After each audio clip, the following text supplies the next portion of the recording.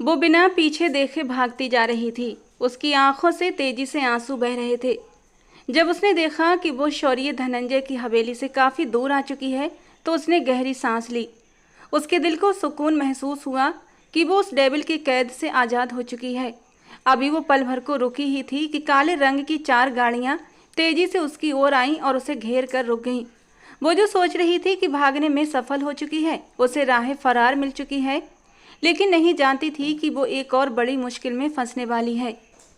शौर्य धनंजय कोई मामूली इंसान नहीं था। वो ऐसे कैसे इतनी आसानी से कुमुद को अपनी पकड़ से छोड़ सकता था। गार्ड तेजी से गाड़ी से उतरे और पीछे की सीट का दरवाजा खोल दिया। बाहर निकलने वाले व्यक्ति को देखकर उसने डर और तकलीफ से अपनी आंखें बंद कर लीं और जोर जोर से नामे सिर हिलाने लगी। उसका जी चाहा कि काश उसे मौत आ जाए और वो इंसान उसके करीब आने से पहले ही इस दुनिया से चली जाए। उसका नन्हा सा दिल उस इंसान के चेहरे की सख्ती को देखकर बुरी तरह कांपने लगा था। उसकी टांगों ने उसका बोझ उठाने से मना कर दिया था और फिर वो वहीं बैठती चली गई। शौर्य धनंजय छोटे छोटे कदमों से चलता हुआ उसके पास आया और उसके सामने पंजों के बल बैठते हुए बोला, मेरी बुलबुल, मैंने तुम्हें समझाया नहीं था कि मेरी इजाज़त के बिना तुमने हवेली से एक कदम भी बाहर नहीं निकालना है। वो उसकी ठोड़ी पकड़कर बेशक बहुत ही नरम लहजे में बात कर रहा था, मगर उसका ध्यान कुमुद के कांपते हुए होठों पर था, जो डर के मारे फड़फड़ा रहे थे। मुझे तुम्हारे साथ नहीं रहना, मुझे यहाँ से जाना है, मुझे तुमसे नफरत है। डर के बावजूद ये शब्द उसके मुंह से निकल रहे थे और वो खुद इस बात पर हैरान थी। शौर्य धनंजय हल्का सा मुस्कुराया। अरे ऐसे कैसे मेरे पास नहीं रहना तुमने? तुम्हारी तो मैंने एक बड़ी कीमत चुकाई है। मैंने तुम्हें पूरा 1 महीना दिया था। अगर तुम इस 1 महीने में सारे पैसे मुझे लौटाने में सफल हो जाती तो मैं तुम्हें हमेशा हमेशा के लिए आज़ाद कर देता, मगर तुम नाकाम हो गई। तो इसका क्या मतलब है? अब सारी ज़िंदगी तुम्हें मेरे पास ही रहना होगा। यही डील हुई थी और इस डील को तुम्हें अब मानना ही पड़ेगा। वो शिकायत भरी नज़रों से शौर्या की ओर देखने लगी। चलो अब उठो और अच्छे बच्चों की तरह वापस चलो। उसने कुमुद का बाजू पकड़कर अपने साथ ले जाने के लिए कहा। कुमुद ने झटके से अपना हाथ छुड़ाया और गुस्से में बोली, तुम्हें मेरी एक बार कही हुई बात समझ नहीं आती? मुझे तुमसे नफरत है, इतनी नफरत है कि मैं बता नहीं सकती। मेरे पास शब्द नहीं है। तुम इतने घिनौने और घटिया इंसान हो कि तुम्हें देखकर मुझे घिन महसूस होती है। तुम मासूम लोगों के, न जाने कितनी लड़कियों की। इससे पहले वो कुछ और कहती, शौर्य धनंजय का हाथ उठा और उसके चेहरे पर निशान छोड़ गया। अब उसका सब्र भी टूट चुका था। अपने बारे में कुमुद के मुंह से ये शब्द सुनकर उसका दिल बुरी तरह जख्मी हो चुका था। गुस्से के मारे वो कुमुद का मुंह दबोचते हुए नफरत से बोला, अगर दोबारा तुमने इस तरह की बात कही तो मैं तुम्हारी जुबान खींच लूँगा। और तुम जानती हो कि मैं ये करने की काबिलियत भी रखता हूँ। काफ़ी अरसे से मैं तुम्हारे साथ नरमी बरत रहा था, लेकिन अब मुझे एहसास हुआ है तुम नरमी के काबिल ही नहीं हो। जब तक तुम्हारे साथ सख्त रवैया ना अपनाया जाएगा तब तक तुम्हारे इस नादान और बेचैन दिल को चैन नहीं मिलेगा। इस बार वो उसे खींचते हुए गाड़ी की तरफ ले जा रहा था। उसके पैर और घुटने जमीन से टकराने के कारण बुरी तरह जख्मी हो चुके थे और दर्द से वो चीख रही थी, मगर आज उसे उसके दर्द की परवाह नहीं थी। आज उसके दर्द की परवाह करने वाला वहाँ कोई भी मौजूद नहीं था। शौर्य धनंजय उससे पूरी तरह अनजान बना हुआ था, क्योंकि इस बार उसकी मोहब्बत ने उसकी कमजोरी पर वार किया था। क्या वो उसे इतना घटिया समझती थी कि उस पर इतना घिनौना इल्ज़ाम लगा दिया? ये सोचते ही उसे अपने ही वजूद से घिन आने लगी थी। उसे गाड़ी में धक्का देकर बिठाने के बाद शौर्या ने अपने गार्ड से कहा, तुम घर चले जाओ, मुझे कहीं और जाना है। लेकिन सर, आप अकेले? गार्ड ने आगे बढ़कर कुछ कहना चाहा, लेकिन शौर्या की आंखों में धधकती आग देखकर गार्ड भी खामोश हो गया था। और इसके बाद वो गाड़ी तेजी से वहाँ से निकाल चुका था। शेरू, जो उसका सबसे खास आदमी था, बेचैनी से उस गाड़ी को आगे बढ़ते हुए देख रहा था। उसने अपने पास खड़े गार्ड से कहा, इस लड़की ने अपनी ज़िंदगी की सबसे बड़ी भूल कर दी है। गार्ड सिर हिलाते हुए बोला, तुम सही कह रहे हो। उसे ये सब कुछ नहीं कहना चाहिए था। क्या वो नहीं जानती कि शौर्य सर के साथ अतीत में क्या हुआ था? इस लड़की ने शौर्य सर के जख्मों को उधेड़ दिया है और इसकी सज़ा इस लड़की को ज़रूर मिलेगी। अब भगवान ही इस लड़की की रक्षा करें। शेरू हल्के से हंसा। मुझे नहीं लगता कि उसे इस बारे में कुछ भी पता होगा। खैर, हमें क्या, वो जाने और उनका काम जाने। उस लड़की ने जाने अनजाने गलती की है तो सज़ा तो भुगतनी ही पड़ेगी। ये कहकर वे अपनी अपनी राह चल दिए। उन्हें अभी और भी बहुत से काम करने थे। अगर वे समय पर उन्हें पूरा न करते तो शौर्य धनंजय की तरफ से एक नया हुक्म आ जाता। शौर्य गाड़ी तेज रफ्तार में चला रहा था, बल्कि ये कहना गलत ना होगा कि उसकी गाड़ी हवा से बातें कर रही थी।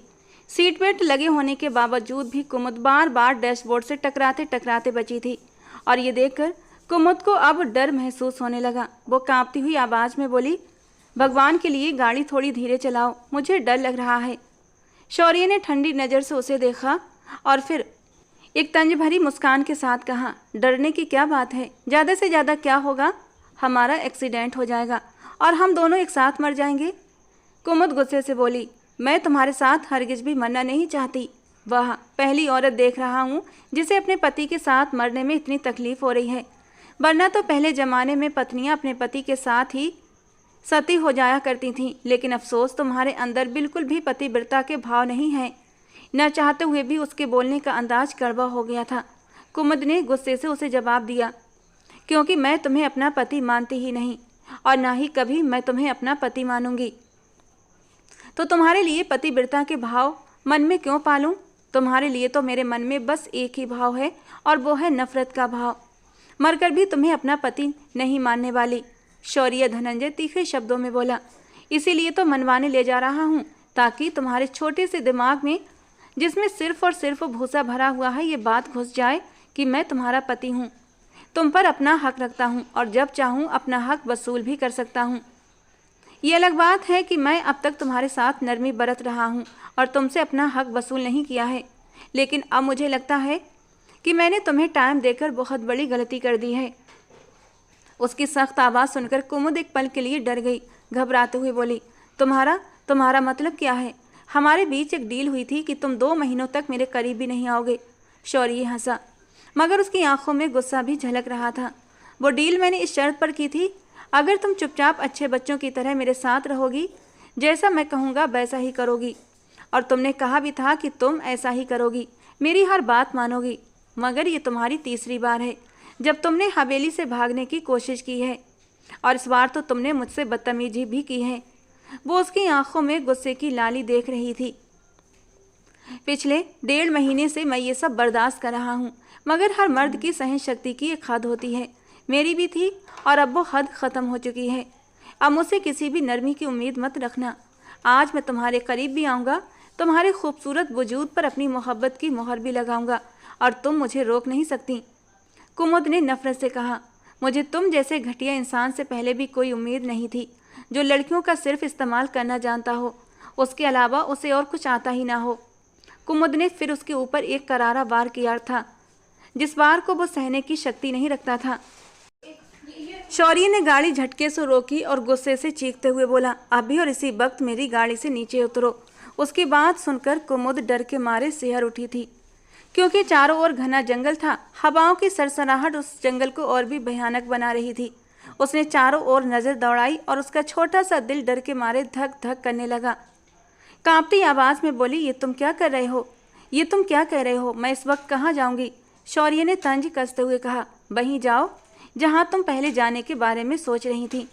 जब हवेली से भागी थी तो मुझसे पूछकर नहीं भागी थी कि कहाँ जाओगी। अभी और इसी वक्त मेरी गाड़ी से नीचे उतरो, वरना मुझसे बुरा कोई नहीं होगा। मैं नहीं उतर रही। कुमुद ने आंखों में आए आंसू पोंछते हुए जल्दी जल्दी ना में सिर हिलाया और इनकार कर दिया। शौर्य धनंजय ने गुस्से से उसकी साइड का दरवाज़ा खोला, उसका बाजू पकड़कर जोर से बाहर खींचा और गाड़ी से बाहर निकालते हुए बोला, तुम जैसी लड़कियों को इज्जत राशि नहीं आती। तुम जैसी लड़कियां प्यार की भाषा समझती ही नहीं हैं। आज की रात यहीं गुजारो। मुझे यकीन है थोड़ी ही देर में भेड़िए तुम्हारा हालचाल पूछने आ जाएंगे, तब तुम्हें अपनी गलती का एहसास होगा। वो अच्छी तरह जानता था कि कुमुद को जानवरों से कितना डर लगता है। अभी कुछ देर पहले जहां वो भाग रही थी वो इलाका कमर्शियल था, मगर अब वे फिर से वीरान जंगल में आ चुके थे। यही बात उसे इस इलाके के बारे में सबसे ज़्यादा बुरी लगती थी। थोड़ी सी दूरी पर ही एक घना जंगल शुरू हो जाता था। जहां उनकी हवेली थी वो भी एक गहरे घने जंगल में बसी हुई थी और अब वे उसी से कुछ ही दूरी पर थे। शौर्य ने तंज से कहा, चलो मैं तुम्हारी आसानी के लिए तुम पर एक एहसान कर देता हूँ। मैं तुम्हें हवेली तक जाने का रास्ता बता देता हूँ। इस सड़क पर सीधा चलोगी और लगभग आधे घंटे के अंदर अंदर तुम्हें हमारी हवेली नज़र आ जाएगी।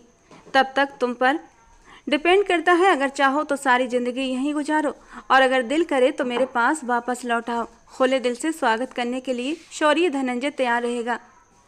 ये कहकर वो गाड़ी की ओर बढ़ा। कुमुद भागती हुई उसके पीछे आई और उसके कदमों में गिर गई। शौर्य प्लीज, मुझे यहाँ जंगल में अकेला छोड़कर न जाएं। अगर सच में कोई जंगली जानवर आ गया तो क्या होगा? मगर इस बार शौर्य ने एक झटके से उसे पीछे कर दिया और गुस्से से बोला, मैंने तुम्हें बहुत प्यार कर लिया, लेकिन अब और नहीं। अब मुझे समझ आ गया है कि तुम प्यार की भाषा समझते ही नहीं हो। जब तक तुम्हारे साथ सख्ती न की जाए तुम्हारा दिमाग ठिकाने नहीं आएगा और तुम्हारे जैसी लड़कियों को समझाना मुझे अच्छे से आता है। ये कहकर शौर्य अपनी गाड़ी में बैठा और एक झटके में अपनी गाड़ी आगे बढ़ा ले गया। कुमुद वहीं अकेली रह गई और दूर तक शौर्य की गाड़ी से उड़ती धूल को देखती रही। धीरे धीरे अब धूल भी उसकी आंखों से गायब होने लगी थी। उसे अपने चारों ओर घना अंधेरा और दूर से आती जानवरों की आवाज़ें डराने लगीं। उसका पूरा शरीर डर से कांप रहा था। अभी कल ही तो एक औरत उसे बता रही थी कि इसी जंगल में जंगली कुत्तों ने एक बच्चे को बुरी तरह घायल कर दिया था। और ये बात याद आते ही कुमुद का पूरा वजूद डर के मारे कांपने लगा था। उसने एक नज़र शौर्य धनंजय की गाड़ी की ओर डाली, जो अब उसकी नज़रों से ओझल हो चुकी थी। उसने डरी सहमी नज़र अपने आसपास देखा और डर के मारे उसने तेज कदमों से दौड़ना शुरू कर दिया। लेकिन पैरों में जख्म होने की वजह से वो बार बार ज़मीन पर गिर जाती। उसकी आंखों से आंसू तेजी से बह रहे थे और उसके दिल से बस एक ही आवाज़ निकल रही थी, अपने पापा के लिए शिकायतें। पापा, मैं आपको कभी माफ़ नहीं करूँगी। ना तो आपने बचपन में मुझे प्यार दिया और ना ही जवानी में आप मेरा सहारा बने। भगवान जी से आपकी शिकायत ज़रूर करूँगी और उनसे बोलूँगी कि उन्होंने मुझे आप जैसा बेदर्द बाप क्यों दिया। उसे इस हाल में लाने वाला कोई और नहीं बल्कि उसका अपना सगा बाप था। जहाँ तक शौर्य की बात थी, उसने तो बस अपने पैसे वसूल किए थे। बहते आंसुओं को पोंछते हुए और मन ही मन अपने बाप से शिकायत करते हुए वो आगे बढ़ती जा रही थी। अभी वो कुछ ही दूर गई थी कि उसे कुछ लोगों की आवाज़ें सुनाई देने लगीं। वो कुछ लड़कों का एक झुंड था जो उसी की ओर बढ़ रहा था। अरे देखो तो, कितनी खूबसूरत हसीना है। उनमें से एक ने उसकी तरफ इशारा किया तो कुमुद का डर और भी बढ़ गया था। वो और भी तेज भागने लगी। दूसरा लड़का जोर से चिल्लाया, अरे जाने मत दो इसे, इतना खूबसूरत माल है, हमारी तो रात रंगीन हो जाएगी। और उन लड़कों की बातें सुनकर कुमुद का दिल डर के मारे धड़कने लगा था। वे सभी बुरी नीयत वाले बिगड़े हुए अमीर जादे लग रहे थे, जो उनके हुलिये से ही साफ नजर आ रहा था। उनके पास एक महंगी गाड़ी थी जिसे वे धीमी रफ्तार में कुमुद के पीछे पीछे चला रहे थे। वे उसकी बेबसी को देखकर मजा ले रहे थे। पहले कुमुद उन्हें नज़रअंदाज करते हुए धीरे धीरे चल रही थी, लेकिन उन लड़कों को लगातार अपने पीछे आता देखकर अब कुमुद पागलों की तरह भाग रही थी। कभी गिरती, कभी उठती और कभी चीखती, तो कभी रोती, तो कभी मदद के लिए पुकारती। एक बेबस औरत की तरह जो अपनी किस्मत से लड़ने की कोशिश कर रही थी, मगर हालात के सामने हारती जा रही थी। साथ ही साथ बस शौर्य धनंजय को भी कोसती जा रही थी। तुम पत्थर दिल इंसान हो शौर्य धनंजय, मैं तुम्हें कभी माफ़ नहीं करूँगी। उन लड़कों में से एक विनोद नाम का भी लड़का था। कुमुद की ओर देखते हुए बोला, यार मेरी मानो तो इसे छोड़ दो, बेचारी न जाने कितनी मजबूर होगी, देखती नहीं उसकी हालत कितनी ख़राब है। दूसरा लड़का उसकी बात सुनकर मुंह बनाते हुए बोला, तुझे कब से इन लड़कियों पर इतना तरस आने लगा? मैंने तुझे कितनी बार समझाया है, इस तरह नेक बनने की एक्टिंग मत किया कर। तो इस तरह शरीफ बना हुआ बिल्कुल भी अच्छा नहीं लगता। जैसा है वैसा ही बनकर रहे, तेरी बहुत बड़ी मेहरबानी होगी। कुमुद चौथी बार जमीन पर गिरी थी और अब उसमें उठने की भी हिम्मत नहीं थी। उसकी आंखों से आंसू लगातार बह रहे थे और वो बस अपने भगवान से प्रार्थना कर रही थी, हे भगवान, मुझे इस मुसीबत से बाहर निकाल दे, मुझे ये अपमान भरी जिंदगी मत देना। और तभी अचानक एक काले रंग की गाड़ी उसके सामने आकर रुकी थी। गाड़ी की तेज लाइट उसकी आंखों पर पड़ी, जिससे उसे कुछ भी दिखाई नहीं दे रहा था। लेकिन जब उसने तेज कदमों की आहट सुनी तो उसे समझ आ गया, वही जालिम इंसान वापस आ गया है। शौर्य धनंजय के माथे पर गहरी सिलवटें पड़ी हुई थीं। गुस्से के मारे गर्दन की नसें तनी हुई थीं और उसकी आंखों से जैसे अंगारे बरस रहे थे। वो गुस्से में तेजी से कुमुद के पास गया और अपने कंधों से उतार कर एक चादर उस पर डाल दी। कुमुद ने उस चादर को मजबूती से पकड़ लिया और शिकायत भरी नज़रों से शौर्य को देखने लगी। मगर शौर्य का ध्यान तो फिलहाल पूरी तरह उन लड़कों की तरफ था जिन्होंने उसकी बीवी पर गंदी नज़र डालने की कोशिश की। ओए हीरो, कौन है तू और यहाँ क्या कर रहा है? उनमें से एक लड़का जो नशे की हालत में लग रहा था लड़खड़ाते हुए शब्दों में बोला, जल्दी से यहाँ से दफ़ा हो जाओ, वरना तुझे रात में ही सूरज के दर्शन करा देंगे। अगर तू अपने बाप की औलाद है तो मुझे हाथ लगा कर दिखा। और ये सुनकर शौर्य धनंजय का गुस्सा और भी बढ़ गया। वो तेजी से उस लड़के की तरफ बढ़ा और वो लड़का एक ही मुक्का खाकर जमीन पर गिर चुका था। शायद उन लड़कों को ये नहीं पता था कि शौर्य सिर्फ कराटे में माहिर नहीं बल्कि रोजाना जिम भी जाता है। उसके बाजू फौलाद जैसे मजबूत थे। ये देखकर बाकी लड़के डर गए क्योंकि वो शौर्य के मुकाबले काफ़ी दुबले पतले थे। उनमें से एक ने डर के मारे पिस्टल निकाली, लेकिन शौर्य जानता था ऐसे कायर लोग कभी गोली चलाने की हिम्मत नहीं कर सकते। वो मजबूत कदमों से उसकी तरफ बढ़ने लगा और वो लड़का डर के मारे लगातार पीछे हटता जा रहा था। और फिर अचानक पिस्टल उसके हाथ से छूट गई और वो बेहोश होकर ज़मीन पर गिर पड़ा। ये देखकर शौर्य के होंठों पर हल्की सी मुस्कान आ गई। मैं तुम लोगों को सबक सिखाना चाहता था, लेकिन तुम लोगों की हालत देखकर न जाने क्यों मुझे तुम लोगों पर तरस आ गया है। इसलिए मैं खुद तो तुम्हें कुछ नहीं कहूँगा, लेकिन अपने आदमी तुम्हारे पास भेज रहा हूँ। वे तुम्हारी अच्छी खातिरदारी करेंगे।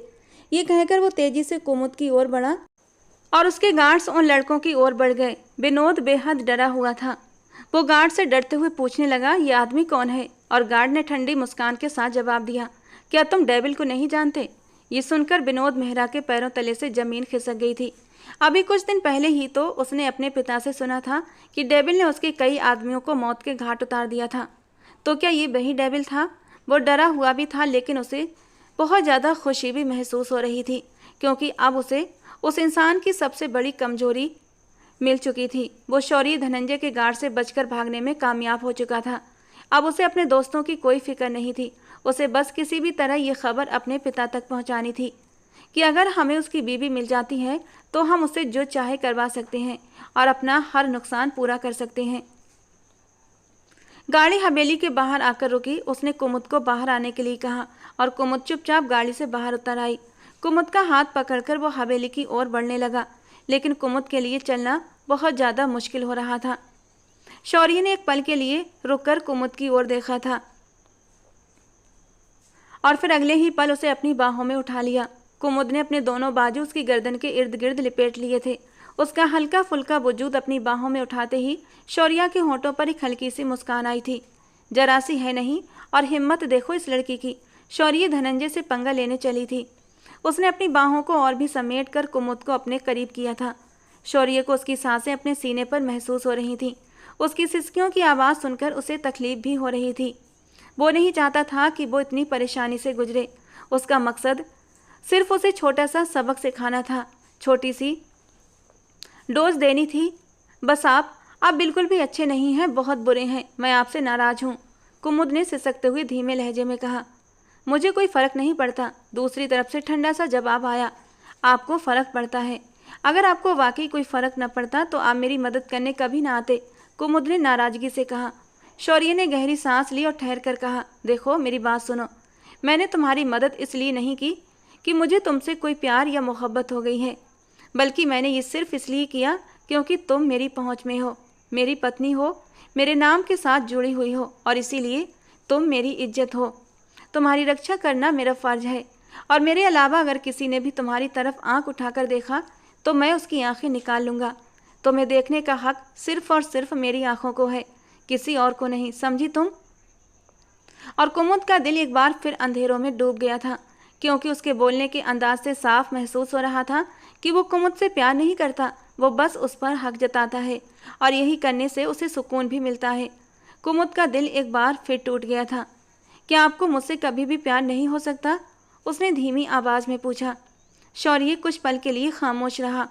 कुमुद के सवाल ने उसके दिल को छुआ था। मन में कुछ लहर सी उठी थी, लेकिन वो इन जज्बातों से अनजान था। मोहब्बत क्या होती है, इश्क क्या होता है, उसे नहीं पता था। वो कुछ देर तक सोचता रहा, फिर ठंडे लहजे में बोला, मुझे सवाल का जवाब नहीं पता। मैंने कभी भी तुम्हारी जात में दिलचस्पी नहीं ली, और जब तक हम किसी में दिलचस्पी नहीं लेते तब तक हम उससे मोहब्बत करना तो दूर, कोई लगाव तक महसूस नहीं करते। तुम इस घर में मेरी नौकरानी की हैसियत से रह रही हो। तुम खुद ही सोचो कि एक मालिक अपनी नौकरानी को कितनी अहमियत दे सकता है। मैं आपकी गुलाम नहीं हूँ, मैं एक जीती जागती इंसान हूँ और इस देश की स्वतंत्र नागरिक हूँ, कुमुद तड़प कर बोली। शौर्य धनंजय उसकी आंखों में देखते हुए मुस्कुराया। जहां तक मुझे याद है तुमने मुझ पर केस भी करके देख लिया था, लेकिन उससे क्या हासिल हुआ? क्या तुम मुझसे पीछा छुड़ाने में कामयाब हुई? हरगिज नहीं, क्योंकि जिस देश के कानून तुम मुझ पर लागू करना चाहती हो, मैं चाहूँ तो उस देश के कानून भी बदल सकता हूँ। इसीलिए मुझसे पंगा लेने से पहले 100 बार सोच लेना। उसने कुमुद को कमरे में लाकर धीरे से बेड पर लेटाया। तुम यहीं बैठो, मैं मरहम लेकर आता हूँ। और कुछ ही देर में वो फर्स्ट एड बॉक्स लेकर आ चुका था। जैसे ही वो उसके पैरों पर मरहम लगाने के लिए झुका, कुमुद ने झट अपने पैर खींच लिए। खबरदार, अगर आपने मुझे हाथ भी लगाया। शौर्या ने गहरी सांस ली और ठंडे लहजे में कहा, अभी पूरा का पूरा तुम्हें अपनी बाहों में उठाकर लाया हूँ। उस वक्त तुम्हें मेरी मदद की ज़रूरत थी, तब तुमने नहीं कहा कि मुझे हाथ मत लगाना। इसलिए अब भी चुपचाप बैठी रहो। जो कह रहा हूँ उसे करने दो। और देखो कुमुद, मुझे गुस्सा मत दिलाओ। पहले ही मेरा दिमाग घूमा हुआ है। कहीं ऐसा ना हो कि मैं कुछ ऐसा कर बैठूं कि तुम्हें भी शर्मिंदगी हो और मैं भी खुद से नज़रें न मिला सकूं। क्योंकि गुस्सा, नफरत अपनी जगह सही, लेकिन जब जब तुम्हें अपने सामने देखता हूं मेरा दिल बेकाबू होने लगता है। लेकिन मैं तुम्हारे साथ ज़बरदस्ती नहीं करना चाहता, इसीलिए अब तक तुम्हारे करीब नहीं आया हूँ। लेकिन अगर तुमने मुझे गुस्सा दिलाया तो मैं अपनी सारी हदें पार करने में 1 मिनट भी नहीं लगाऊंगा। कुमुद तंज भरी हंसी हंसते हुए बोली, आप ज़्यादा से ज़्यादा क्या कर सकते हैं? मुझ पर हावी हो सकते हैं, मुझसे ज़बरदस्ती कर सकते हैं, मेरी मर्जी के खिलाफ मुझे इस्तेमाल कर सकते हैं। इससे पहले कि वो कुछ और भी कहती, शौर्य के होंठों पर एक हल्की सी मुस्कान आई थी। ये लड़की बार बार ऐसी बातें करके उसके दिल में हमेशा आग लगा देती थी। कुछ सोचता हुआ शौर्य उस पर झुक चुका था। कितनी ही देर तक वो उसके होंठों की नरमी चुराता रहा और फिर उसकी आंखों में गहराई से देखते हुए बोला, सबसे पहली बात, तुम मेरी पत्नी हो। मैं तुम पर ज़बरदस्ती नहीं करूँगा, बल्कि अपना हक वसूल करूँगा। मैंने तुम्हें काफ़ी वक्त से छूट दे रखी थी, क्योंकि मुझे लगा शायद तुम्हें समझ आ जाएगी और तुम मेरी मोहब्बत की ज़बान समझने लगोगी। लेकिन तुम्हारी हालत देखकर अब मुझे यकीन हो गया है कि जब तक तुम्हें एक डोज नहीं मिलेगी तब तक तुम्हें अकल नहीं आएगी। उसने कुमुद के बाजू अपने हाथों में थाम लिए। ये आप क्या करने जा रहे हैं? उसकी सांसें बुरी तरह से फूल रही थीं। उससे बात करना मुश्किल हो रहा था। वही जो मुझे बहुत पहले कर लेना चाहिए था। नहीं नहीं, खबरदार, जो आपने मुझे, वो चीखते हुए बोली, मगर तब तक बहुत देर हो चुकी थी। वो उसके अंदर दबे हुए जज्बातों को जगा चुकी थी और वो उस पर पूरी तरह हावी हो गया था। कितने दिनों से वो उससे बचने की हर मुमकिन कोशिश कर रहा था। जब भी उसका दिल उसकी तरफ हुमकता तो वो अपने दिल को समझा लेता था कि नहीं, अभी नहीं। लेकिन आज जब उसके करीब हुआ तो आज वो उस पर टूट कर बरसा था। सुबह जब कुमुद सोकर उठी तो उसे अपना वजूद बहुत बिखरा बिखरा महसूस हुआ। एक नज़र उसने सोए हुए शौर्य पर डाली, जो दुनिया जहान से बेखबर नींद के मजे ले रहा था और दूसरी तरफ उसकी नींदें हराम कर चुका था। उसने रोते हुए उसके चौड़े सीने पर अपनी छोटी छोटी मुट्ठियों से मुक्के मारना शुरू कर दिए थे। शौर्य, धनंजय, बहुत बुरे हो तुम। जबकि शौर्य ने अगले ही पल उसके दोनों हाथों को अपने हाथों में थाम लिया था और फिर उसे अपने ऊपर खींचते हुए अपनी बाहों में समेट लिया और फिर उसके बिखरे बालों को समेटते हुए बड़े ही ठंडे अंदाज में कहने लगा, रोना धोना बंद करो। मुझे चीखती चिल्लाती हुई औरतें बिल्कुल भी पसंद नहीं, और ना ही तुम्हारे आंसू देखकर मैं पिघलने वाला हूँ। जब इंसान प्यार से समझाता है तो तुम औरतों को समझ नहीं आता। तुम लोगों के साथ ऐसे ही करना जरूरी होता है। आप सोच भी नहीं सकते कि मुझे आपसे कितनी नफरत है। इससे पहले कि वो कुछ और कह पाती, शौर्य ने उसे अपने सीने से हटाया और खुद भी उठकर बैठ गया और उसके कंधे पर सिर रखते हुए बोला, मैं तुम्हारे दिल में अपने लिए मोहब्बत पैदा कर लूँगा। तुम उसकी फ़िक्र बिल्कुल मत करो। मेरे दिल में कभी भी आपके लिए मोहब्बत पैदा नहीं हो सकती। उसने एक और कोशिश की थी, सोच लो, कहीं ऐसा ना हो कि बाद में तुम रोती हुई मेरे पास आओ और मुझसे मोहब्बत की भीख मांगो, लेकिन उस वक्त मेरा दिल पत्थर का बन चुका हो, जिसमें तुम्हारे लिए कोई जगह न बचे। वो सामान्य अंदाज में बोला था, लेकिन उसकी बात ने कुमुद के दिल को न जाने क्यों हिलाकर रख दिया था। वो गौर से उसके चेहरे को देखने लगी, जो उसके बेहद करीब था। अगर वो चाहती तो उसके चेहरे को छू सकती थी, मगर उसमें इतनी हिम्मत नहीं थी। वो बिना पलकें झपकाए उसके चेहरे को देखती रही। अब शौर्य के लबों पर हल्की हल्की शरारती मुस्कान बिखरने लगी थी।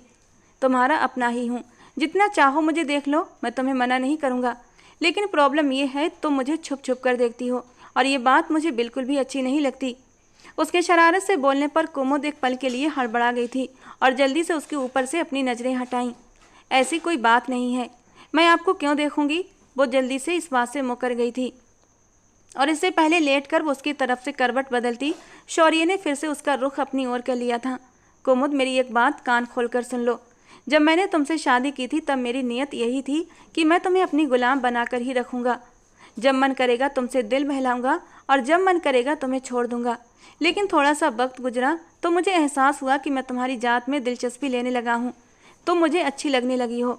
तुम्हारी आंखों में आंसू मुझे तकलीफ देते हैं और तुम्हारे लबों की मुस्कान मुझे सुकून देती है। आज से पहले मैंने कभी भी किसी औरत की तरफ नज़र उठाकर भी नहीं देखा। उनकी जात में दिलचस्पी लेना तो बहुत दूर की बात है। मैं बहुत सीधा साधा और स्ट्रेट फॉरवर्ड इंसान हूँ। जो कुछ मेरे दिल में होता है वो मैं बता देता हूँ और मैंने कभी कुछ भी नहीं छुपाया। अब मैं साफ शब्दों में कह रहा हूँ कि मैं तुमसे बेतहाशा मोहब्बत करता हूँ। अगर मुझे तुमसे मोहब्बत न होती तो कब का तुम्हें इस्तेमाल करके फेंक चुका होता या तुम्हें तुम्हारे बाप के हवाले कर चुका होता। मगर मुझे तुमसे मोहब्बत थी और जिनसे मोहब्बत की जाती है उनका ख्याल रखा जाता है और सबसे बढ़कर उनकी इज्जत की जाती है। पिछले 2 महीने से मैं तुम्हारा हर तरह से ख्याल रखने की कोशिश कर रहा हूँ। तुम्हें बेतहाशा मोहब्बत भी दी, तुम्हारी हर ज़रूरत पूरी की, तुम्हारी हर जिद मानी, यहाँ तक कि तुमने मुझे गालियाँ भी दी और अभी अभी जो तुमने मुझे मारा भी है। फिर भी मैंने तुमसे कुछ नहीं कहा। मगर कल मेरे सब्र का पैमाना लबरेज हो गया था। रात को जो कुछ भी हुआ वो मैं करना नहीं चाहता था। मैं तुम्हारे साथ कभी भी ज़बरदस्ती नहीं करना चाहता था क्योंकि मैंने तुमसे मोहब्बत की है। लेकिन कल तुमने मुझे बार बार गुस्सा दिलाया था और बस यही मेरे अंदर एक कमज़ोरी है। जब मुझे गुस्सा आता है तो मुझे कुछ भी दिखाई नहीं देता और अब तुम भी अपने दिमाग में ये एक छोटी सी बात बिठा लो कि तुम मुझसे कभी भी दूर नहीं हो सकती क्योंकि मैं तुम्हें कभी भी खुद से जुदा नहीं करूँगा। कहते कहते उसने अपने दिल पर कुमुद का हाथ रखा था। ये सिर्फ और सिर्फ तुम्हारे लिए ही धड़कता है। अगर तुम इससे दूर गई तो ये धड़कना बंद कर देगा। उसने अपनी आंखें पूरी खोली, कुमुद की आंखों में देखने लगा। कुमुद ज़्यादा देर तक उसकी आंखों में देख न पाई। उसकी आंखें बहुत ही नशीली थीं और नींद की खुमार से भरी हुई थीं। अपनी बात कहकर वो एक झटके से उठ बैठा और कुमुद से बोला, जाओ जल्दी से जाकर मेरे लिए नाश्ता बनाओ। आज मैं तुम्हारे हाथों का नाश्ता करना चाहता हूँ। जबकि कुमुद चुपचाप उठकर बाहर आ गई थी। शौर्य को लग रहा था कि शायद इस लड़की को अब अकल आ चुकी है या फिर वो उसकी बातें समझ गई है। लेकिन वो नहीं जानता था कि कुमुद के दिमाग में तो कुछ और ही चल रहा था। मैं तुम्हें कभी भी माफ़ नहीं करूँगी शौर्य। तुम ये मत सोचना कि मैं खामोश हूँ तो इसका मतलब ये है कि मैंने तुम्हारी सारी बातें सुन ली हैं और मान ली हैं। मैं तुम्हारी असलियत के बारे में अच्छे से जानती हूँ और जब तक मैं तुम्हें पुलिस के हवाले नहीं कर देती तब तक चैन से नहीं बैठूंगी। वो भूल गई थी कि शौर्य का तो कुछ भी नहीं बिगड़ने वाला, बल्कि एक बार फिर से वो अपना ही नुकसान करने वाली थी और इस बार उसे माफ़ी भी मिलना मुश्किल होगी। दिन का वक्त था। वो लॉन में टहल रही थी जब वो छोटे छोटे कदम उठाता हुआ उसके पास आया। शौर्य को देखकर उसने अपने लबों पर ज़बरदस्ती मुस्कान सजा ली। मेरी कुमुद तो आज बहुत खिली खिली लग रही है। उसने आज पीले रंग का खूबसूरत सा सूट पहन रखा था जिसमें उसका रंग और भी निखरा हुआ मालूम हो रहा था। आपकी संगत जानलेवा ही इतनी थी कि मेरे पास खुलने के अलावा और कोई रास्ता ही नहीं था। उसने दांत भींचते हुए कहा, तो तुम अभी तक मुझसे नाराज़ हो? वो धीरे से जाकर उसके करीब खड़ा हो गया था और उसके कंधे पर अपनी बाहें रखकर उसके चेहरे की ओर देखने लगा। मैं आपसे नाराज़ नहीं हूँ, मुझे सिर्फ़ और सिर्फ आपसे एक शिकायत है। उसने अपनी नज़रें झुकाई हुई थीं। जब काफ़ी देर तक कोई जवाब ना आया तो उसने बेख्याली में नज़रें उठाकर देखा। शौर्य बहुत गौर से उसे देख रहा था। मैं चाहता हूँ कि मेरी एक नहीं बल्कि 4 प्यारी प्यारी सी बेटियाँ हों और वो बिल्कुल चारों तुम जैसी हों। उसने अनोखी सी फरमाइश की थी। उसकी बात सुनकर कुमुद के गाल लाल हो गए थे। ये आप कैसी बातें कर रहे हैं? क्या मतलब कैसी बातें कर रहा हूँ? माँ तो तुम्हें बनना ही है और अब तो मैं कोशिश करूँगा तुम्हें जल्द से जल्द ये तोहफा दे सकूँ। वो शरारती अंदाज में बोला था तो वो शर्म से पानी पानी हो गई। इससे पहले कि वो वहाँ से जाती, शौर्य ने ज़ोर से उसका बाजू पकड़ा और अपनी ओर खींचते हुए कहा, सुनो, मैं तुम पर दोबारा से एतबार कर रहा हूँ। इस बार मेरा एतबार मत तोड़ना वरना मैं चकनाचूर हो जाऊँगा। तुम नहीं जानती, एक बार पहले भी मैं टूटा था और मेरी किर्चियों से सबसे ज़्यादा नुकसान मेरे आसपास के लोगों को ही हुआ था। मैं नहीं चाहता तुम्हें किसी भी किस्म का कोई नुकसान पहुँचे, इसलिए अब जो भी करना सोच समझ कर करना। अपना बाजू छुड़ाकर वो भागती हुई कमरे में चली गई जबकि शौर्य उसकी पीठ को देखता रहा। उसने कुर्सी के साथ टेक लगा ली और अपने अतीत के बारे में सोचने लगा। वो दिन शौर्य आज तक नहीं भूल पाया जब पहली बार वो उस लड़की की तरफ आकर्षित हुआ था, जब पहली बार उसने उसे देखा था। बल्कि उसके साथ साथ एक बिजनेसमैन भी था और उसका बिजनेस दूर दूर के देशों तक भी फैला हुआ था। उसके बिजनेस के इतना व्यापक होने के पीछे एक वजह थी, वो बहुत ही ईमानदार इंसान था। उसे झूठ, फरेब और धोखे से सख्त नफरत थी, चाहे वो अपने आपसी रिश्तों में हो या फिर बिजनेस में। जो भी लोग उसे धोखा देने की कोशिश करते थे वो उन्हें अपनी ज़िंदगी से पूरी तरह निकाल देता था, कभी उनकी तरफ दोबारा नज़र उठाकर भी नहीं देखता था। यूनिवर्सिटी के इवेंट में उसने पहली बार कुमुद को देखा, जो अनारकली का किरदार निभा रही थी। वो बहुत ही प्यारी और मासूम लग रही थी। आज से पहले उसने इतनी कीमती खूबसूरती को नहीं देखा था। न चाहते हुए भी वो उसकी पर्सनालिटी में दिलचस्पी लेने लगा। पूरे शो में उसकी नज़रें सिर्फ उसी पर जमी रहीं। ये बात मीडिया ने भी नोट कर ली थी और उसके बाद में उसकी वीडियो भी वायरल हो गई थी, जिसे शौर्य ने कुछ ही घंटों में इंटरनेट से हटवा दिया था। कुमुद को भी शो के दौरान लगातार महसूस हो रहा था कि कोई उसे बहुत ही गौर से देख रहा है, जिसकी वजह से वो बार बार कंफ्यूज भी हो रही थी। शो ख़त्म होने के बाद जब उसने उस दिशा में देखा तो एकदम से कांप उठी थी, क्योंकि वो इंसान कोई और नहीं बल्कि उसके पिता का सबसे बड़ा दुश्मन था। कुमुद के पापा एक बहुत बड़े बिजनेसमैन थे और बिजनेस के मामले में किसी भी तरह की लापरवाही नहीं करते थे। उन्हें अपने बिजनेस से बेहद मोहब्बत थी और उसे खड़ा करने के लिए उन्होंने न सिर्फ अपनी मेहनत बल्कि बहुत सारा वक्त भी लगा दिया था। यही वजह थी कि वे अपनी इकलौती बेटी को भी वक्त और मोहब्बत नहीं दे पाए थे, जिसकी शिकायत कुमुद को हमेशा रहती थी। वो अक्सर अपने पापा के सामने रोने लगती कि आपके पास मुझे देने के लिए दिन के 5 मिनट भी नहीं हैं। उसकी माँ का तो उसके बचपन में ही निधन हो गया था। उसके पिता ने दूसरी शादी भी नहीं की थी, या फिर शायद वो जानबूझकर किसी जिम्मेदारी में बंधना नहीं चाहते थे। दोनों बाप बेटी अकेले ही एक ही घर में रहते थे। बचपन से लेकर अब तक वो अपने सारे काम खुद ही संभालती आ रही थी, क्योंकि उसके पापा ने साफ साफ कह दिया था कि मैं तुम्हें संभाल नहीं सकता। मैं तो तुम्हें तुम्हारी नानी के पास भेजना चाहता था, मगर वो तुम्हें रखने के लिए तैयार नहीं है। अब जो भी करना है तुम्हें खुद ही करना होगा। अगर पैसों की ज़रूरत हो तो मुझसे कह सकती हो, लेकिन इसके अलावा मुझसे किसी भी चीज़ की उम्मीद मत रखना। वो हैरान थी, आखिर वो किस तरह के पिता हैं जिन्हें अपनी बेटी की जरा भी परवाह नहीं और जिन्हें उसकी परेशानियों तक का पता नहीं। रात के खाने पर ही उसकी अपने पापा से मुलाकात हो पाती थी, वो भी सिर्फ 15-20 मिनट की खामोशी में ही वो गुजर जाता था। अगर वे कभी कुछ कहते भी थे तो सिर्फ अपने बिजनेस के बारे में या कभी कभार उसकी पढ़ाई के बारे में पूछ लेते थे। ज़िंदगी में पहली बार उन्होंने उसकी जात में तब दिलचस्पी ली थी जब उसके नंबर बहुत कम आए थे। उन्होंने उस वक्त उसे अपने कमरे में बुलाया और गुस्से से चिल्लाते हुए बोले, मैं तुम्हारी फीसें इसलिए नहीं भर रहा कि तुम मुझे ऐसी प्रोग्रेस दिखाओ, इससे तो अच्छा है मैं तुम्हें किसी सरकारी स्कूल में डाल दूँ। अब वो अपने पापा को कैसे बताती? वो पढ़ाई पर ध्यान देने की कोशिश तो करती है, लेकिन डिप्रेशन की वजह से ऐसा कर नहीं पाती। उसका तो कोई दोस्त भी नहीं था जिससे वो अपने दिल की बातें शेयर करती। उसके कजिन्स उससे बात नहीं करते थे, वे उसे घमंडी समझते, जबकि हकीकत तो ये थी कि वो मोहब्बत को तरसी हुई लड़की थी। अगर उसे किसी से भी जरा सी मोहब्बत मिलती तो वो उसी तरफ खींची चली जाती थी। जब उसने कॉलेज में दाखिला लिया तो उसकी मुलाकात रिया से हुई, जो उसकी सबसे अच्छी सहेली बन गई। उसी ने उसे जीना सिखाया था। वो अपनी ज़िंदगी की तरफ वापस लौटने लगी थी और अपना ज़्यादातर समय रिया के घर पर ही बिताती। रिया के पापा भी एक बहुत बड़े बिजनेसमैन थे। उनकी आकाश मेहरा से अच्छी दोस्ती हो गई और दोनों ने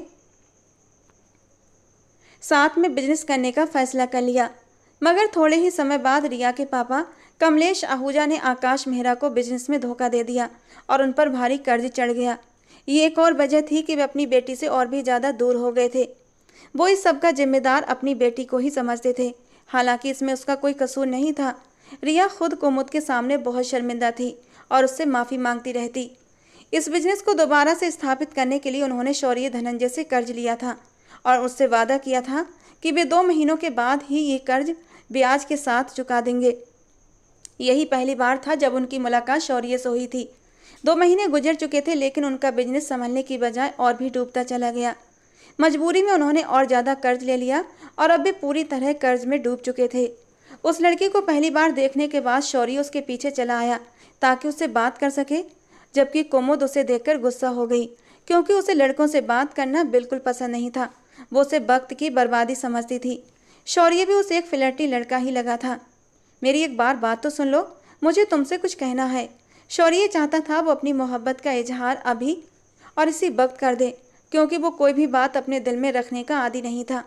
वो इतना समझदार जरूर था कि उसे पता था कि अब वो सारी ज़िंदगी सिर्फ इसी लड़की के साथ बिताएगा। मगर मुझे अब से कोई बात नहीं करनी, बेहतर होगा मेरे रास्ते से हट जाएं। ऐसे कैसे बात नहीं करोगी? तुम जानती भी हो कि मैं कौन हूँ।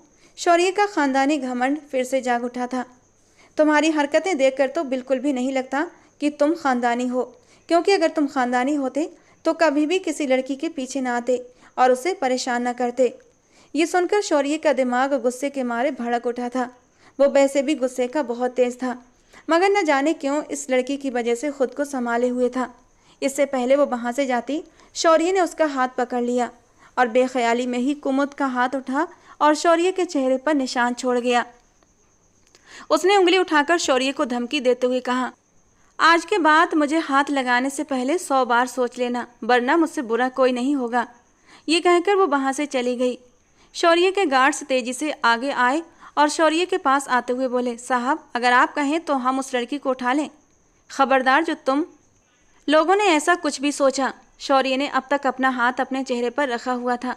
ये पहली बार हुआ था कि किसी लड़की ने उस पर हाथ उठाया था और उसकी आंखों में आंखें डालकर बात की थी। वाकई उस लड़की में कुछ खास बात जरूर थी। इसके बारे में पता लगा और मुझे बताओ ये कौन है, कहाँ से है और क्या करती है। जी सर, आप बेफिक्र रहें। कुछ ही समय बाद उसे सारी जानकारी मिल गई थी कि वो उसके कर्जदार की बेटी है।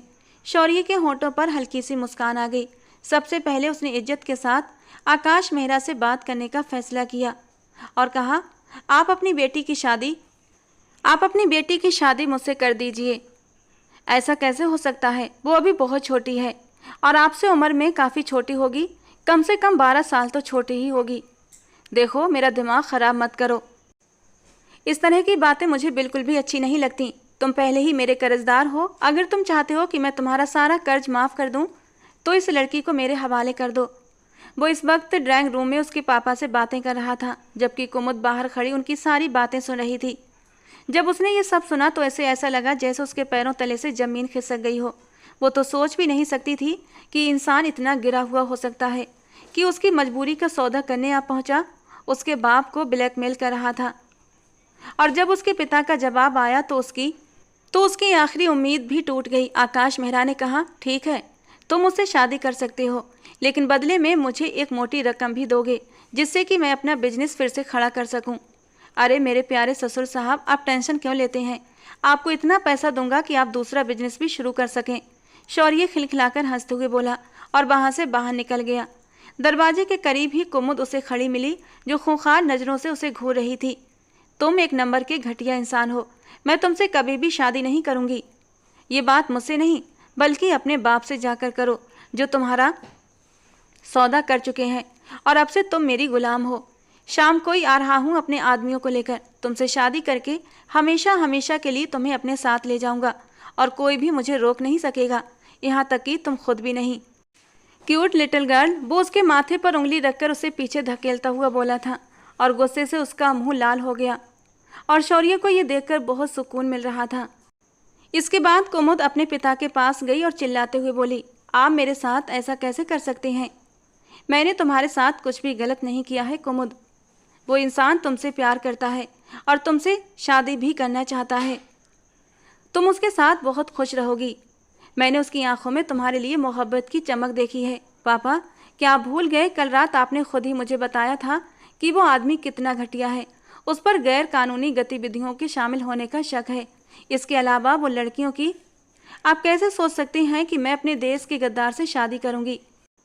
मैं तो ऐसा कभी सोच भी नहीं सकती। अगर आपने मुझ पर ज़बरदस्ती करने की कोशिश की तो मैं ये घर छोड़कर चली जाऊंगी। इससे पहले कि वो कुछ और कहती, मेहरा साहब ने नौकरानी को आवाज़ दी और कहा, मैडम जी को उनके कमरे में ले जाओ और दरवाज़ा बंद कर दो, और जब तक मैं न कहूँ तब तक इन्हें बाहर आने की इजाज़त नहीं है।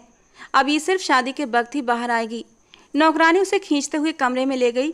कुमुद चीखती चिल्लाती रही, मगर कोई भी उसकी बात सुनने को तैयार नहीं था और शाम को उसकी शादी ज़बरदस्ती शौर्य से करवा दी गई। उसने गन पॉइंट पर कुमुद से शादी की थी, जिससे कि उसके दिल में शौर्य के लिए नफरत और भी बढ़ गई। और रात के वक्त जब शौर्य कमरे में दाखिल हुआ तो कुमुद चादर सिर से लेकर पांव तक ओढ़े आराम से बिस्तर पर लेटी हुई थी। ये देखकर उसके माथे पर बल पड़ गए।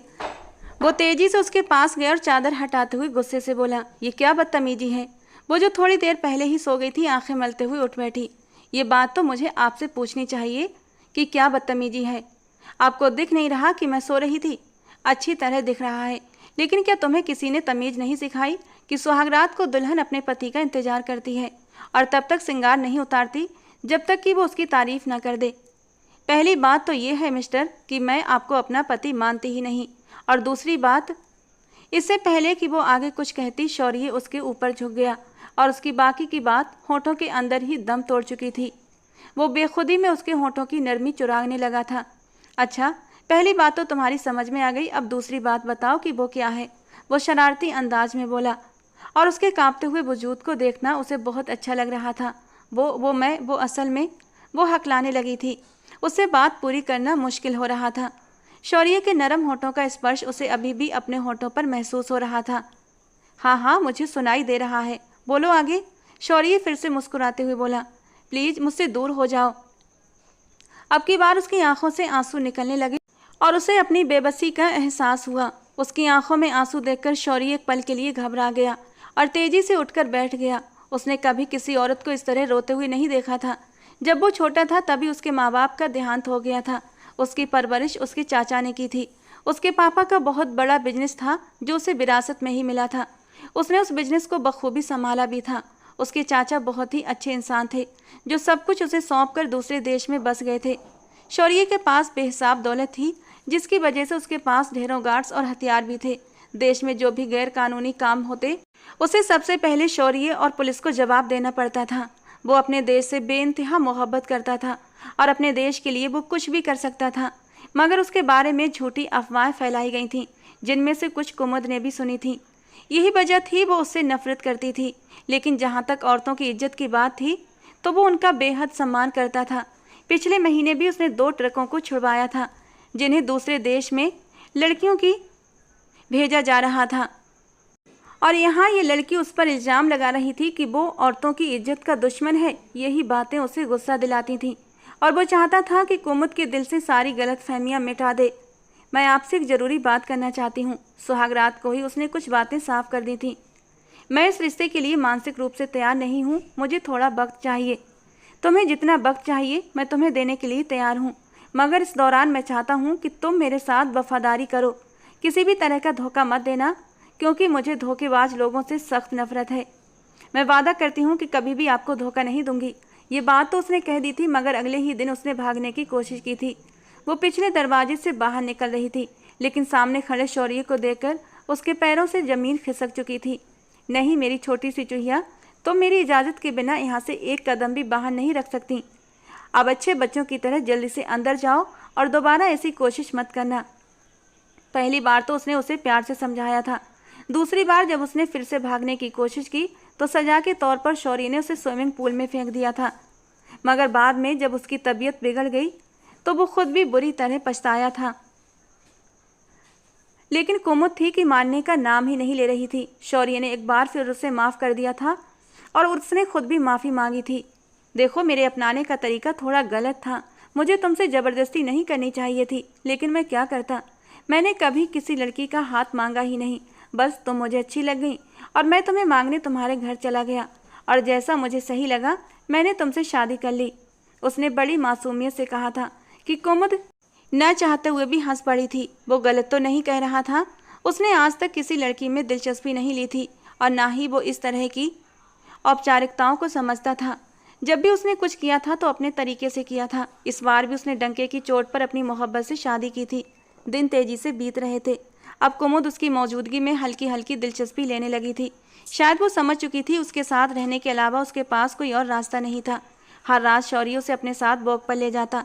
एक रात जब वे दोनों हाथ में हाथ डाले चल रहे थे, अचानक गोलियों की आवाज़ गूंजी और एक गोली शौर्य के हाथ में लगी और वो ज़मीन पर गिर पड़ा। उस दिन वो अपने बॉडीगार्ड्स के बिना था और यही उसकी सबसे बड़ी गलती थी। विनोद तेजी से वहाँ पहुँचा। वो अपने कुछ आदमियों के साथ आया था। उसने कुमुद का हाथ पकड़ते हुए कहा, मैं तुम्हें इसकी कैद से आज़ाद कराने आया हूँ, मेरे साथ चलो। तुम्हारे पापा आकाश मेहरा ने मुझे भेजा है। उसने अपने चेहरे पर मास्क पहना हुआ था, इसलिए कुमुद उसका चेहरा नहीं देख पाई। एक नज़र उसने जमीन पर पड़े शौर्य पर डाली और अगले ही पल वो विनोद के साथ चल पड़ी, बिना ये सोचे कि जिसे वो छोड़कर जा रही है वो उसके लिए अपनी जान तक देने को तैयार था। विनोद उसे अपने अड्डे पर ले गया। वहाँ पहुँचकर कुमुद को एहसास हुआ कि उसके साथ बहुत बड़ा धोखा हुआ है। विनोद जोर से हंसते हुए बोला, मैंने अपनी पूरी ज़िंदगी में तुमसे ज़्यादा बेवकूफ़ लड़की नहीं देखी। अब वो भी होश की दुनिया में आ चुकी थी। उसे अपनी गलती का एहसास हुआ था, मगर अब पछताने के अलावा और कोई रास्ता भी नहीं था। तुम्हारी हिम्मत भी कैसे हुई? इससे पहले वो विनोद पर झपटती, उसने कुमुद के हाथों को मजबूती से पकड़ लिया। नहीं मेरी रानी नहीं, अगर तुमने मुझ पर हाथ उठाया तो मैं तुम्हें बिना हाथों का कर दूंगा। उसकी आवाज़ में नफरत घुली हुई थी। तुम्हारे पति ने हमारा ट्रक पकड़वा दिया था, जिसकी वजह से हमें बहुत नुकसान हुआ था। जब तक वो हमारा नुकसान पूरा नहीं करेगा तब तक तुम्हें उसके हवाले नहीं किया जाएगा। जब शौर्य को होश आया तो उसकी बाह में तेज दर्द हो रहा था। कुछ देर पहले की सारी घटनाएं उसकी आंखों के सामने घूमने लगीं कि कैसे कुमुद उस अनजान आदमी का हाथ थामकर उसे दर्द में तड़पता हुआ छोड़कर चली गई थी। जिंदगी और मौत में झूलते शौर्य की उसने बिल्कुल भी परवाह नहीं की थी। उसका दिल तकलीफ से छलनी हो गया। कुमुद ने उसे एक बार फिर से धोखा दिया था। वो दर्द से चीख रहा था, लेकिन ये दर्द उसके बाजू का नहीं बल्कि वो था जो अपने दिल में महसूस कर रहा था। लगभग 1 महीना बीत चुका था और शौर्य ने अभी तक उन लोगों को कोई कॉल नहीं की थी। अब विनोद भी बहुत ज़्यादा तंग आ चुका था, क्योंकि कुमुद की हरकतें बर्दाश्त के बाहर हो रही थी।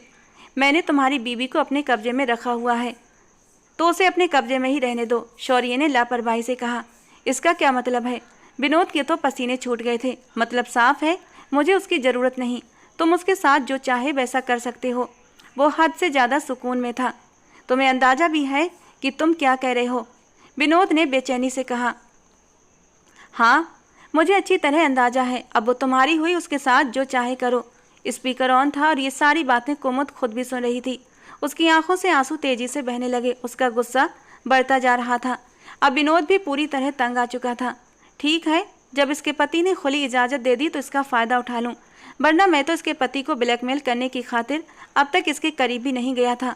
वो उसकी तरफ बढ़ा ताकि उसे अपने कब्जे में कर सके, मगर तभी किसी ने उसके सर पर जोर से कोई चीज़ मारी और वो बेहोश होकर गिर पड़ा।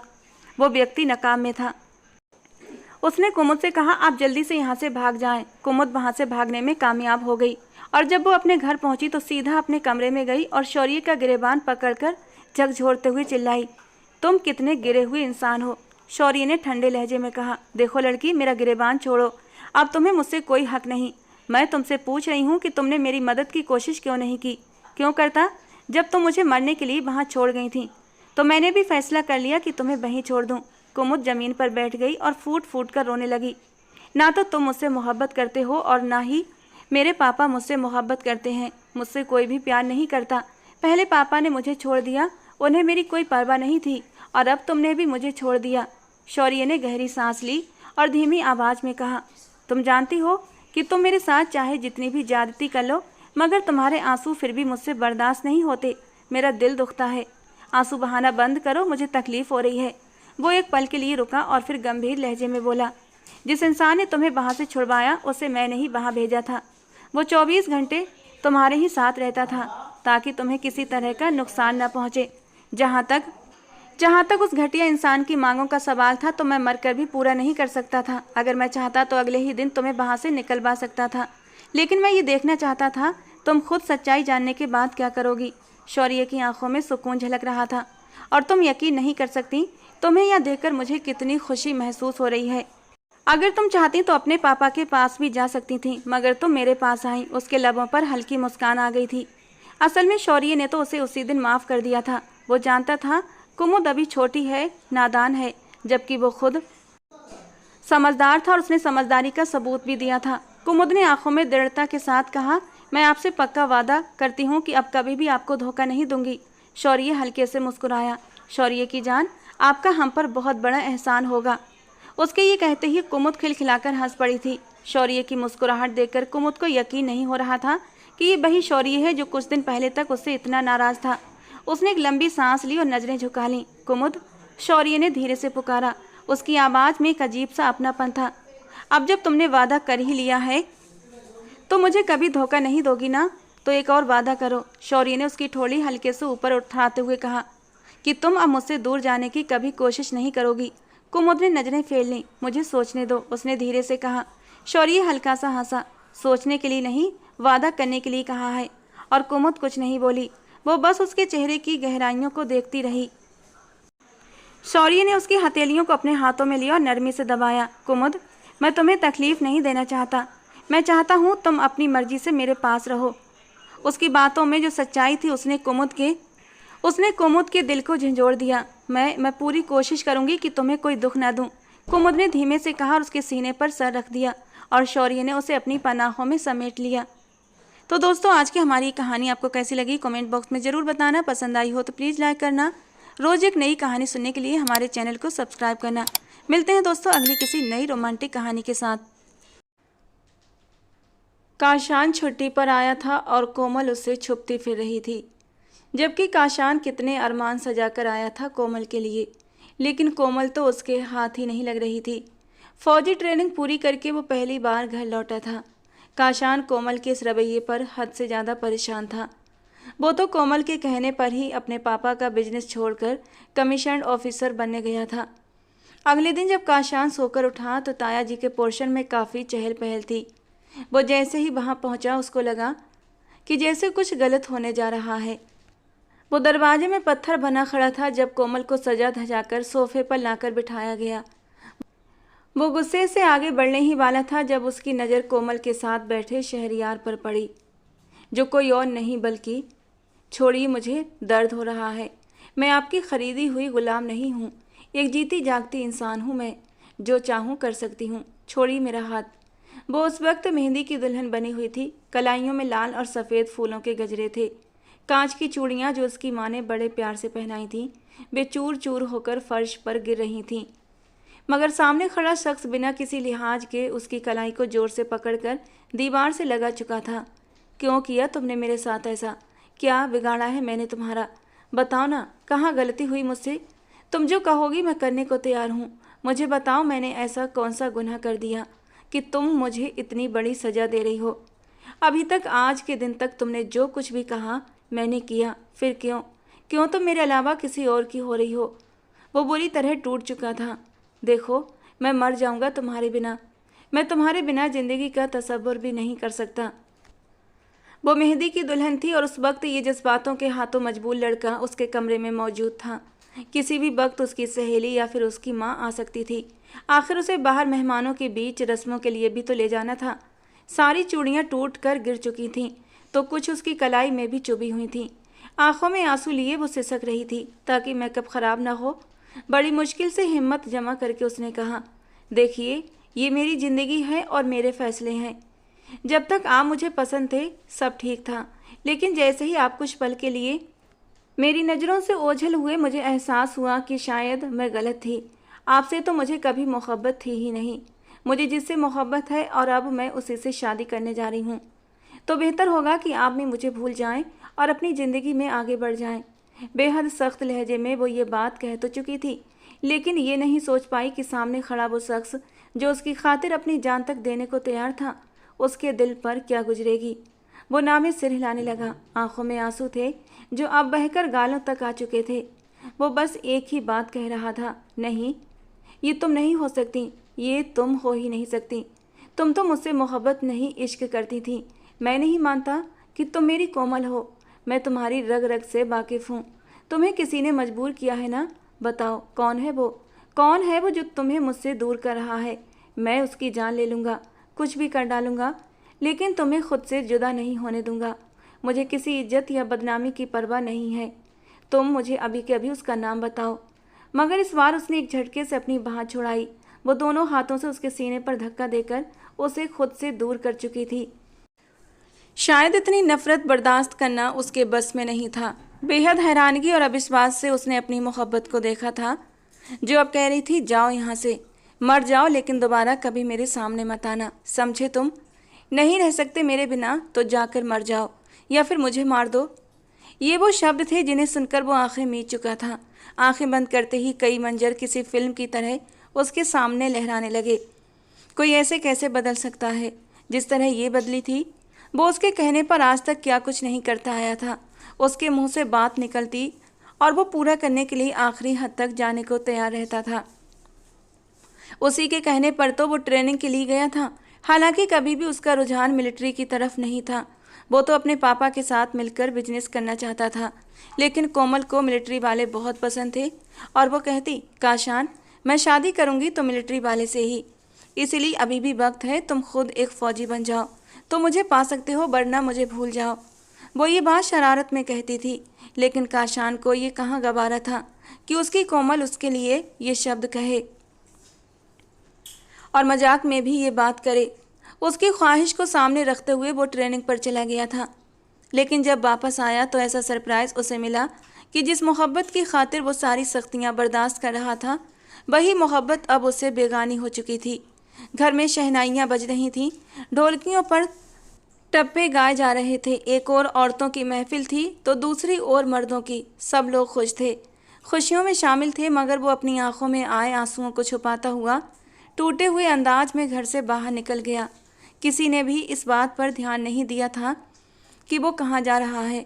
उसके दिमाग में तो बार बार वही शब्द गूंज रहे थे, मर जाओ तुम, मर जाओ तुम। अगर मेरे बिना रहना मुश्किल है तो जाओ, जाकर मौत को गले लगा लो।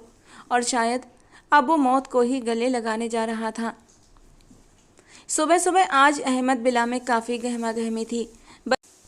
बच्चे और बड़े सभी सुबह सवेरे उठ चुके थे। किचन में बर्तनों के खनकने की आवाज़ें अलग थीं और पूरे घर की सफाई में व्यस्त तमाम नौकरानियां अलग अपने काम में बिजी छोटी छोटी बातों पर नोकझोंक करती फिर रही थीं। बच्चे जो सुबह सुबह उठकर सोफ़ों पर चढ़कर एक दूसरे पर कुशन उछाल रहे थे कि तभी किचन से निकलती शहनाज बेगम ने अपने दोनों पोतों को नौकरानियों को तंग करते देखा तो वहीं से अपने पाँव की ओर इशारा किया। मुर्तसम, शहबाज, बाज आ जाओ अपनी हरकतों से। देख नहीं रहे सफाई चल रही है, फिर भी उधम मचाया हुआ है। तुम दोनों ने, चलो अब आओ, अपने अपने कमरों में जाओ। आखिर इन शैतानों को किसने उठाया था? शहनाज बेगम माथे पर बल डालकर अपनी बड़ी बहू मरियम की तरफ देखती बोली, जो मैदे का आटा गूंद रही थी ताकि पूरियां बन सकें। अपने माथे पर आए बालों को कलाई से पीछे अटकाते हुए कहने लगी, अम्मा जी, ये दोनों ढीठ तो मेरे बिना सोते ही कहाँ हैं। जरा सी बिस्तर में हलचल देखी नहीं कि उठकर बैठ जाते हैं। आज तो इनकी खुशी की इंतहा नहीं है। सुबह सुबह उठते ही शोर मचा दिया कि आज काशान चाचू घर आने वाले हैं। शहनाज बेगम अपने बेटे का नाम सुनकर जैसे बिल्कुल ताज़ा दम हो चुकी थीं।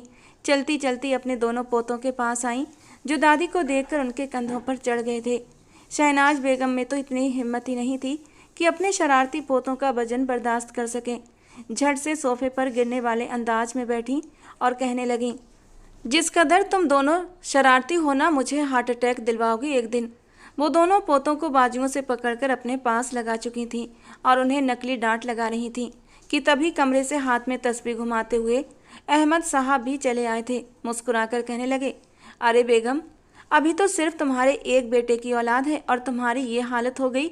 अभी तो खैर से तुम्हारे 2 बेटे बाकी हैं।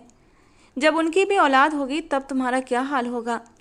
शहनाज बेगम की आंखों में आंसू झिलमिलाने लगे थे। कहने लगी, अरे मैं तो तरस चुकी हूँ। आखिर किस माँ को अपने बेटे की खुशियों का इंतजार नहीं होता। आज मेरा काशान अपनी ट्रेनिंग पूरी करके आने वाला है। कितने महीने गुजर चुके हैं उसे देखे हुए। आज आएगा तो मेरे कलेजे को ठंडक पड़ जाएगी। ठीक 12 बजे काशान अपने घर पहुँचा था। चेहरे पर एक मुस्कान थी। 6 फुट से ऊंचा कद, गोरी रंगत, हल्की हल्की बढ़ी हुई शेप और सिर पर एक ख़ास कैप पहने, कंधों पर बैग लटकाए।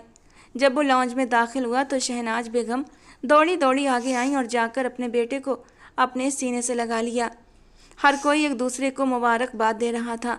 आखिरकार उनका बेटा काशान अफसर बनने की सारी ट्रेनिंग लेकर आ चुका था। जब सब मुबारकबाद दे रहे थे तभी ऊपर वाले पोर्शन से नवाज साहब अपनी बीवी और बेटियों के साथ नीचे आए। काशान की नज़रें तो शायद उन्हीं की तलाश में थीं। सबसे मिलने के बाद अब बारी कोमल की थी, जिसने हल्के गुलाबी रंग का फ्रॉक पहन रखा था। सिर पर सलीके से दुपट्टा रखा हुआ था, हल्का हल्का मेकअप भी किया हुआ था और मुस्कुरा रही थी। बहुत प्यारी लग रही थी, दिल में उतर जाने की हद तक। काशान की आंखों को सुकून मिला था, लेकिन वो थोड़ा सा चौंका भी जरूर था। कोमल पहले से कुछ बदली बदली लग रही थी, चेहरा कुछ मुरझाया हुआ था। शायद मेरी जुदाई का गम इसे उदास रखता होगा।